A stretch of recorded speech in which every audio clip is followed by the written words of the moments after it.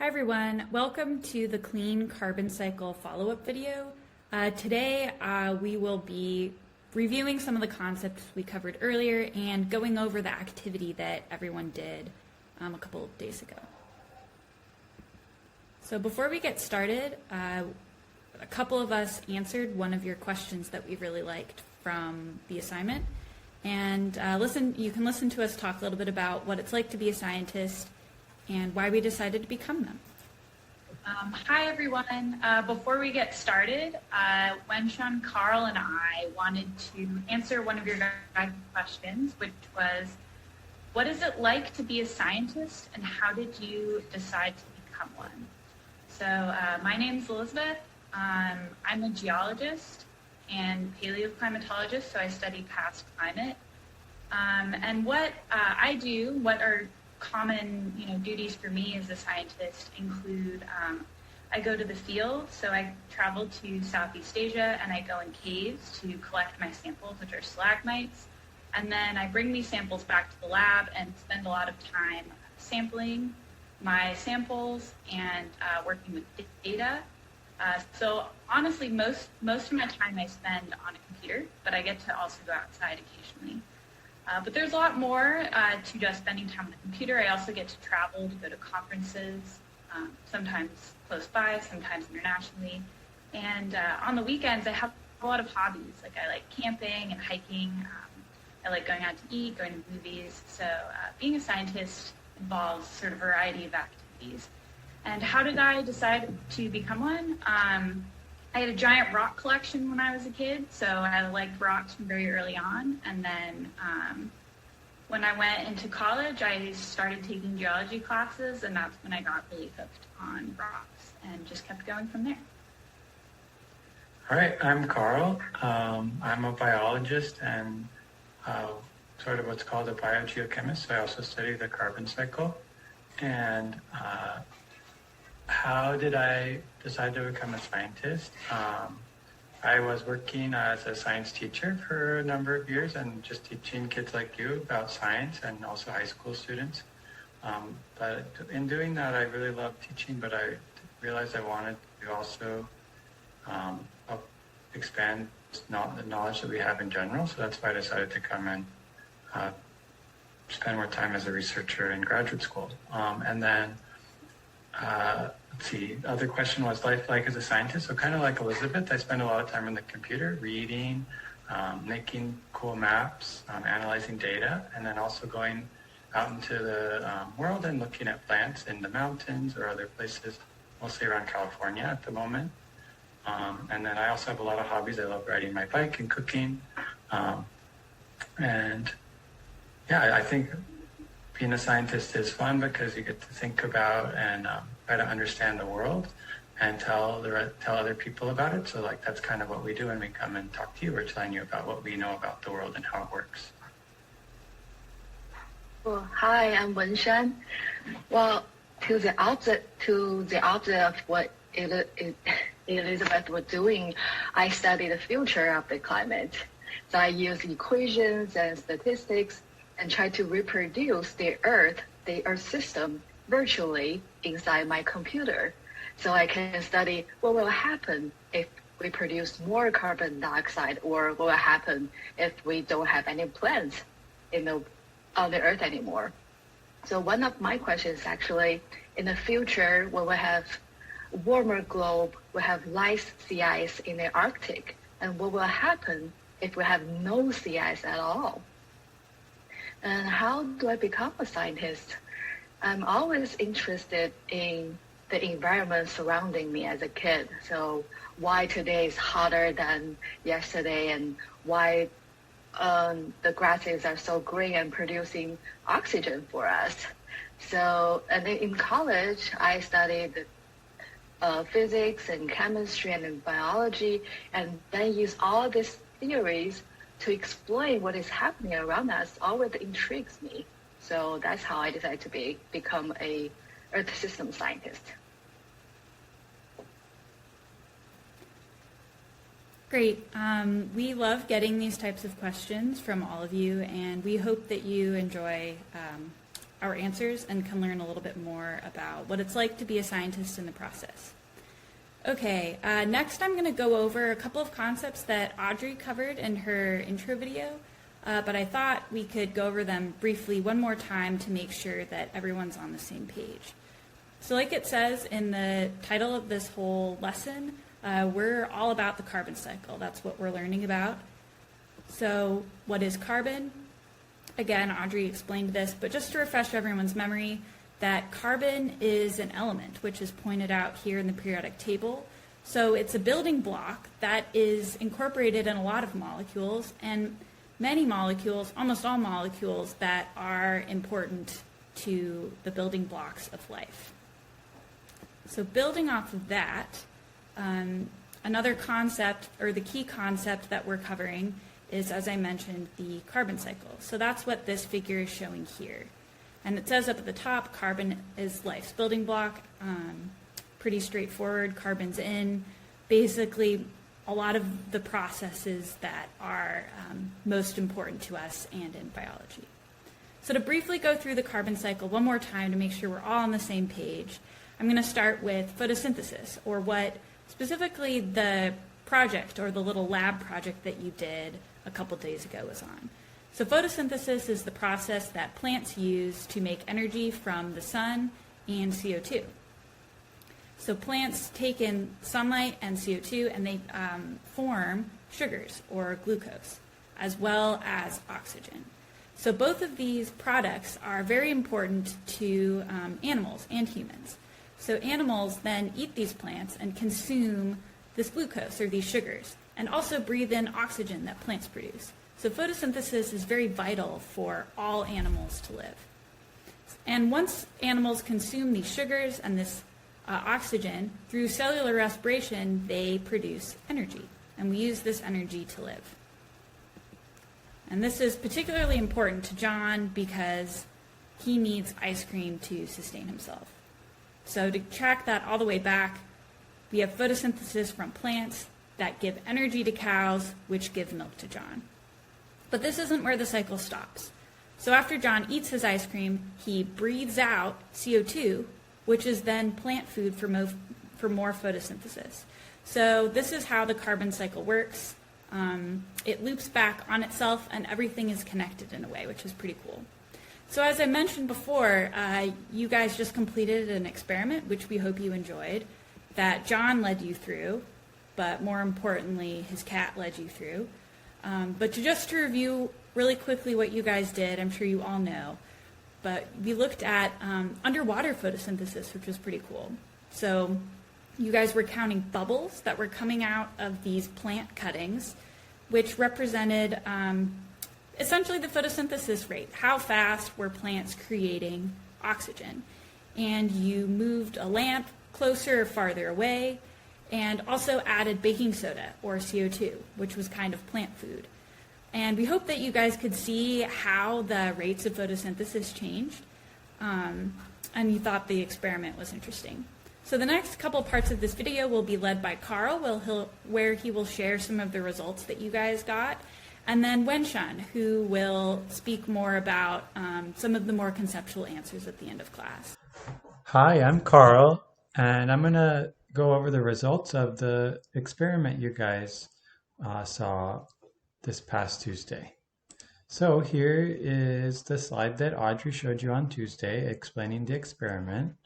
So just to refresh your memories, we had some plants that we put in test tubes. They are land plants that can live underwater, or aquatic plants.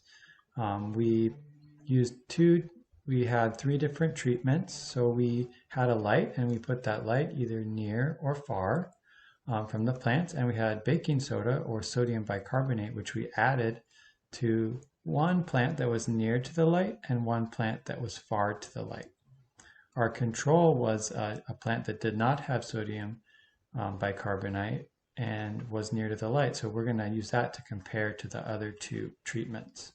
And just to remember, what we were looking at with this experiment was to see how photosynthesis was happening in these plants underwater. So we were seeing how these plants were taking in carbon dioxide dissolved in the water and energy from the light, we would generally from the sun, and then how they were converting that into sugar, this glucose molecule here with the C6H12, and then also oxygen that we're going to see as bubbles.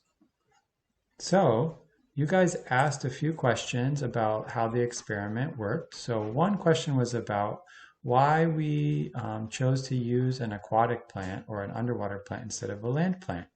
So John mentioned in his video, and I'll just say again, we chose that so that you guys would be able to see in the video the invisible oxygen gas that the plants are releasing when they do photosynthesis. And we usually do another experiment where we take you guys outside to look at how grass is doing photosynthesis in the dark and in the light. But we chose to not do that one because it would have been hard for you to see it over the video. So we thought this one where you can see the bubbles coming from the aquatic plants would be better to do since we're all trying to learn from home right now. Another question a lot of people had was, where do aquatic plants and phytoplankton get their carbon dioxide? So that's a great question because usually I think in Audrey's video we mentioned that the carbon dioxide usually comes from the air and the plants kind of breathe that in, just like humans and other animals breathe it out. So for aquatic plants and phytoplankton that live in the oceans or in fresh water, they get their carbon dioxide from water. They absorb it from the water. So that carbon dioxide is actually dissolved in the water. So instead of, they're absorbing it from water instead of from air. And then a third question that a few people asked was, what about if there were no plants? So how else can organisms get food besides eating plants and other organisms and photosynthesis? So there's a lot of different ways that organisms get energy, but a couple ways besides these two are eating different minerals and chemicals. So there's some bacteria and microorganisms that live deep down in the ocean that eat and that live in the soil that eat chemicals and then release chemicals besides carbon dioxide and oxygen. Some of examples are they can release methane gas, which is what you guys learned about with cow burps or cow farts, and also sulfur gases. So, but just remember that for our lesson today, we're focusing on organisms that breathe in carbon dioxide and breathe out oxygen, or plants, and animals like us that breathe in oxygen and breathe out carbon dioxide. Okay? All right, so getting back into our lab, with our first treatment, we had our test tube with our plant that was near to the light with no sodium bicarbonate. And here's a graph. You guys had to watch the plant as it was doing photosynthesis, and you were watching for those oxygen bubbles that came out of the plant. And most of you saw about one bubble in 2 minutes. Okay, and then some other people saw other things, but in general, it was one bubble every 2 minutes. Then for our second treatment, where we had the plant nearby to the light and we added this baking soda or the sodium bicarbonate, and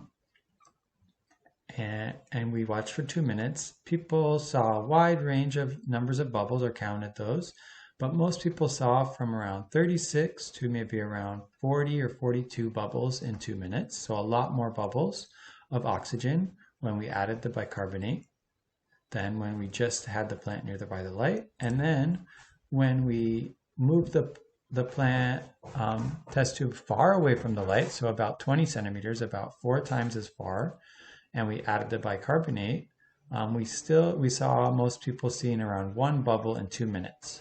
So around the same number of bubbles as when there was no sodium bicarbonate and the test tube was very close to the light.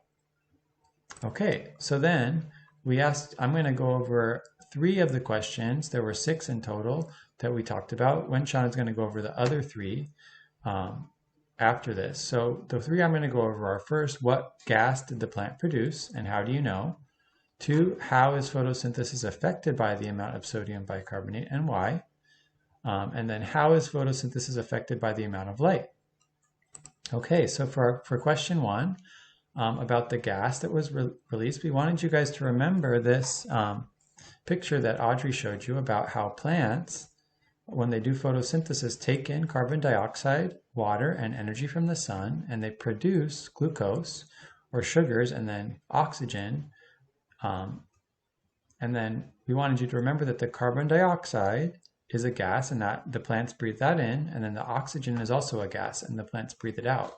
So when you guys were watching the plants and those bubbles coming out, that was oxygen gas coming out as the plants took in carbon dioxide from the water, and then they did photosynthesis and then produced oxygen gas that came out. All right, so then we had 2 more questions left, 2 and 3, about how photosynthesis was affected by sodium bicarbonate and by light. So, and when we look, here's another graph that shows our 3 treatments. So blue is our treatment where the test tube was near to the light. Red is our treatment where the test tube was near to the light and we added sodium bicarbonate. And then yellow is our treatment where the test tube was far from the light and we added sodium bicarbonate.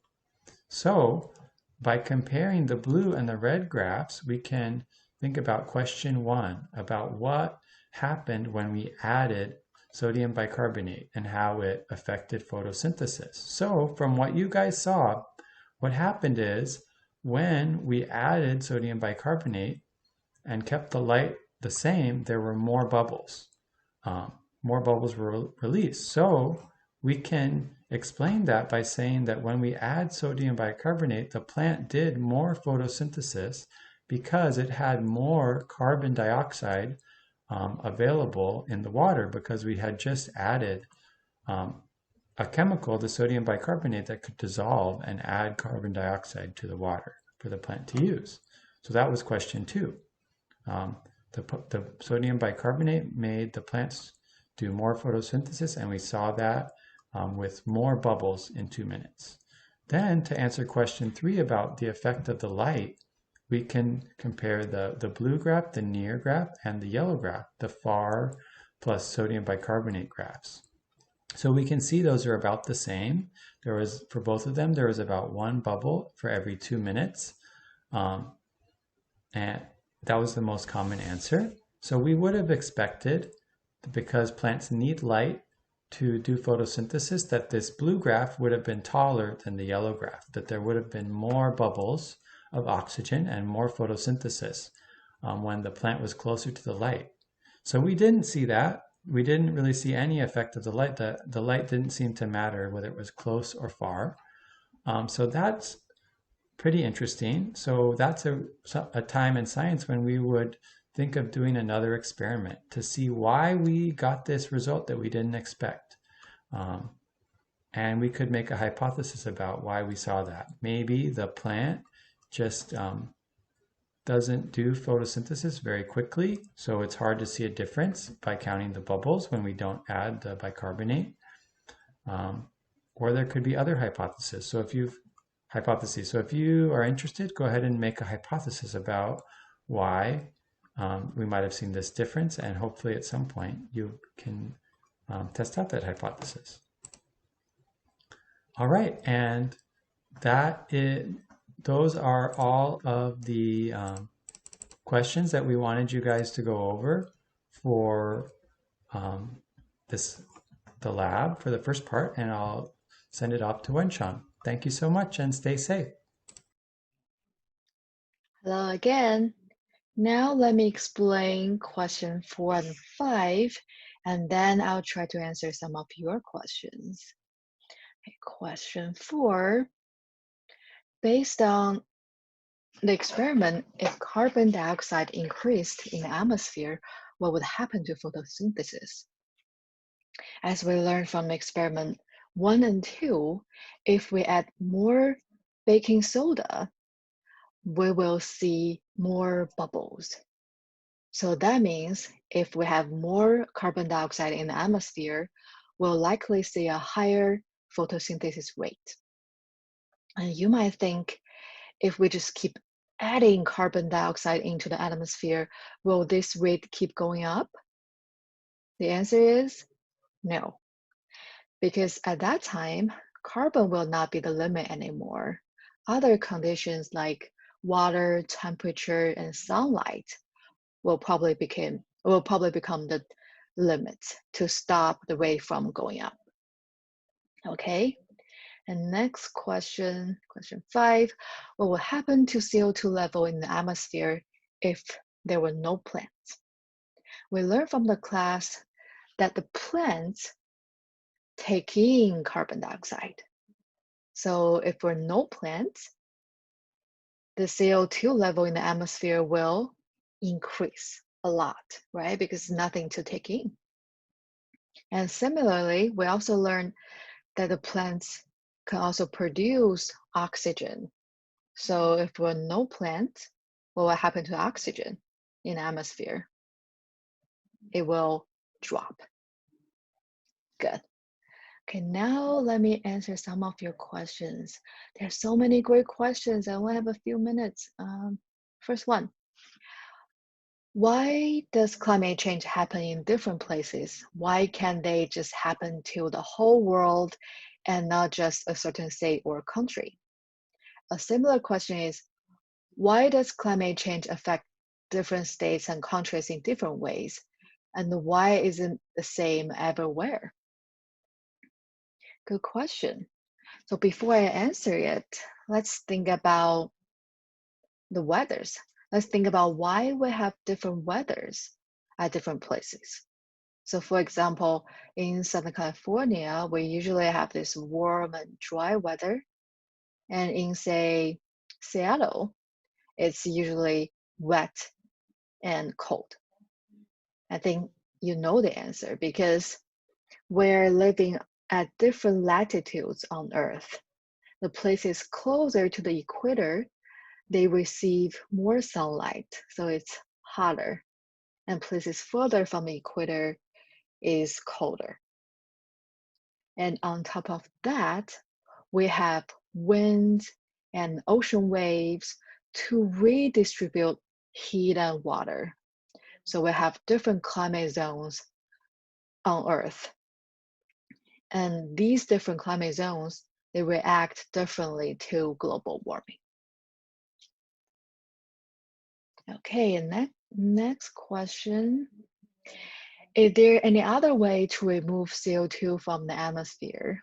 Similar-wise, is breaking down CO2 possible by utilizing bacteria to convert CO2 into oil to be stored and never used? Great question. Yes, scientists are working on collecting CO2 from the atmosphere and convert it into other stuff or just stored it inside the earth. And one way is to use bacteria. And I think the scientists from Harvard University, they've successfully engineered one type of bacteria to take in CO2 and water to convert it to alcohol. And now they are testing it in a real world environment to see whether it's safe and whether it will be affordable. So let's wait for the good news. Next question is the Earth getting healthier because of coronavirus? Interesting question. I'll leave this question to you guys. What do you think? And did you notice anything different around your places?